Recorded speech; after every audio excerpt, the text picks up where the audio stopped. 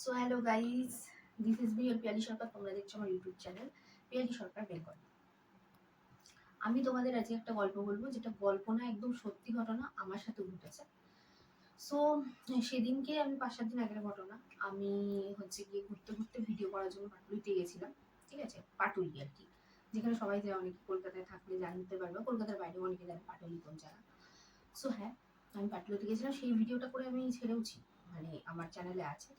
তো আমি অনেকদিন ধরে ভাবছি এই ভিডিওটা করবো, মানে করা হচ্ছিল না। সো কথাটা হচ্ছে যে আমি গেছিলাম যখন, আমি পুরো ভিডিও করি। পুরো ভিডিও করার পরে লাস্টে পুরো শ্যুট কমপ্লিট হয়ে গেছিলো টুকটাক করে। আমি নিজেই ভিডিও করেছিলাম। তারপরে লাস্টে বৃষ্টি হচ্ছিল অনেকক্ষণ। তোমরা ক্যামেরা তখন ওই ভিডিওতে দেখতেও পাবে। তারপর একটা জায়গায় শেডে চলে আসি, মানে দোকান তো ওরকম লম্বা করে রাখা, ওখানে চলে আসি, মানে শেডে আসি। তো ওখান থেকেও অনেক মানুষজন, সব মানুষজন এপাশে চলে আসে। এই পাশে আমার হাজবেন্ড দাঁড়ানো ছিল, আমি এখানে দাঁড়ানো ছিলাম। আমার এখানে মানে হাতে আমি ওই একটুখানি মানে লাস্টে আমার ওই শর্মা রোল ছিল, একটুখানি খাওয়ার পরে প্লাস্টিকটা ফেলে দেওয়ার পরে দুটো হেলমেট ছিল। ঠিক আছে, একটা আমার বরের, একটা আমার। তো হেলমেট দুটো আমার হাতে ছিল, এখানে নিয়ে দাঁড়িয়ে আছি। সো অনেক আগে বহুবার শুনেছি যে এই মেয়ের সাথে মানে ইফটিজিং হয়, ওই মেয়ের সাথে হয়, বাট আমার সাথে মানে এটা ফার্স্ট জীবনে। ঠিক আছে। সো তারপরে কি হয়েছে, পাশে অনেকক্ষণ থেকে বাচ্চা ছেলে, বেশি বড় না, ছেলে দুটো একদম বাচ্চা চ্যাংড়া টাইপ ছেলে, যেটা বলে না সুকল। তো দেহে তো খুব একটা শিক্ষিত লিখিত মনে হচ্ছিল না, কিন্তু আমার ব্যাপারটা কি, আমি একটু প্রতিবাদ করি। ঠিক আছে, আমি আমি প্রতিবাদ করি। ঠিক আছে।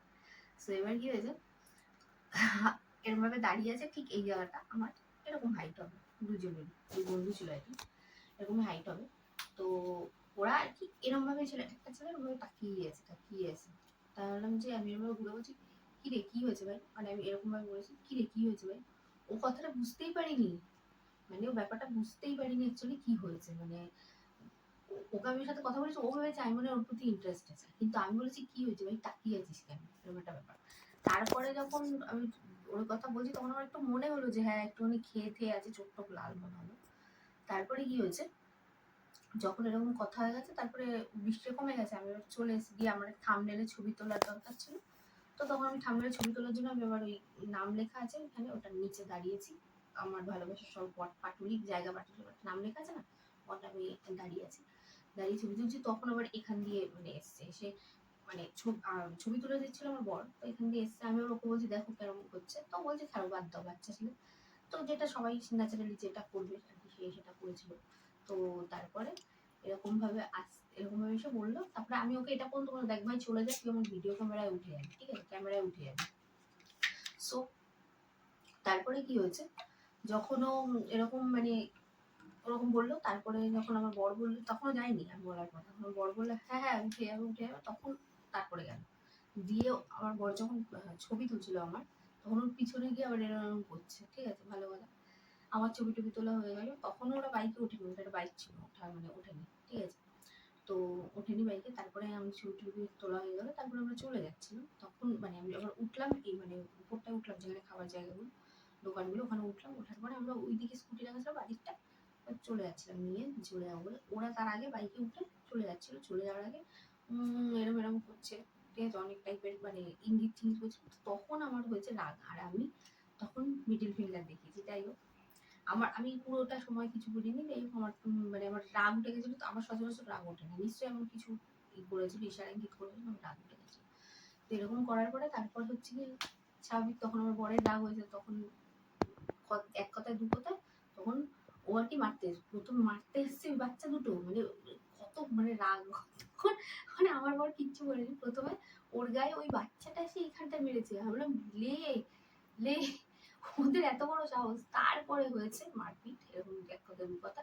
দেন আমার বর মেরেছে। তারপরে তো অনেক লোকজন ওখানে ছিল, ছেলে পিঠে দেন, লোক ডাকা হয়েছে দেন, ওরা অনেক হেল্প করেছে, মিথ্যা কথা বলবো না। বাট অনেক মানুষজন যারা ওখানে ছেলেপিলে ছিল, ওখানে হেল্প করেছে। যাই হোক, তোমরা ওখানে গেলে সাবধানে যাবে। হ্যাঁ, আমার কাছে ভিডিও আছে, ছবি আছে, বাট হয়তো আমি এখানে দেবো না, আমি জিনিসটাকে বাড়াতে চাই না, দেবো না। যারা ওখানে গেছে, সেদিকে যে ঘটনা ঘটেছিল সবাই ওখানে জানে, ঠিক আছে, মানে আর কি দেখা তো গেছে, ঘটনাও দেখেছে, সবাই সবকিছু জানে। যাই হোক, আমি যদি এটুকু বলার জন্য ভিডিও করলাম যে তোমরা ওখানে যদি যাও, কোনো ছেলে ছাড়া যাও, সাবধানে যেও। তখন বিশেষ করে কত রাত হবে, আমাদের সাথে 11টা 11:30 বাজবে, কারণ ওই টাইমে 12টা 12:30 অব্দি দোকান সেরকম খোলাই থাকে। এখন হয়তো পুলিশ দেখতে পাবে, কারণ সেদিনের পর থেকে গোলা খাওয়ার পর পুলিশ টুলিশ মানে হয়তো ওখানে লাগিয়ে দেওয়া হয়েছে, মানে ওখানে আর কি থাকবে হয়তো পুলিশ গেলে হয়তো দেখতে পাচ্ছ সাবধানে যাও। মানে এখনকার দিন যতই বলুক যে মেয়েরা সেফ মেয়েরা সেফ মেয়েরা সেফ, বাট মেয়েরা কোথাওই সেফ নয়। ওখানে অনেক মানুষ ছিল তবুও কোনো মানুষ সেফ নয়। এখন মুখামুখি করেছে, ধরো ওখানে কোনো লোকজন না থাকতো তখন কি না কি করতো তার ডিউটি, কথা হচ্ছে। কিন্তু বাচ্চা ছেলে ছিল দুটো, সেমন কিছু না, ওরা কি ছ্যাঁচড়া টাইপের, এমন হয়তো বড় কিছু করতো না, বাট ছ্যাঁচড়া টাইপের, ঠিক আছে। তো এরকম ছ্যাঁচড়া বাচ্চা ছেলের থেকে দূরে বুঝতে পারোনি হয়তো। আমারই হয়তো, আমি পরে বাড়ি এসে আমি ভাবছিলাম যে আমি মানে ভয় ভয় পাচ্ছিলাম যে আমারই হয়তো প্রতিবাদ করা ভুল, কিন্তু না, প্রতিবাদ করবি যেখানে যাদের প্রতিবাদ করবে তোমরা সবাই। ব্যাস এটুকুই বলা, একটু সাবধানে যেও। আর যতই হোক, যতই কলকাতা হোক, যতই মানুষ রাত্রে বাড়িতে থাকো, তাড়াতাড়ি করে যে যার মতন ঘরে চলে যাও, ব্যাস এটুকুই বলার। আর তোমরা সবাই ভালো থেকো, সুস্থ থেকো, ফ্রেন্ডদের সাথে থেকো, ফ্যামিলির সাথে থেকো। আর হ্যাঁ, আমার ভিডিও ভালো লাগলে লাইক অ্যান্ড সাবস্ক্রাইব করো। আর হ্যাঁ, দেখা হচ্ছে নেক্সট ভিডিওতে। ওকে, বাই।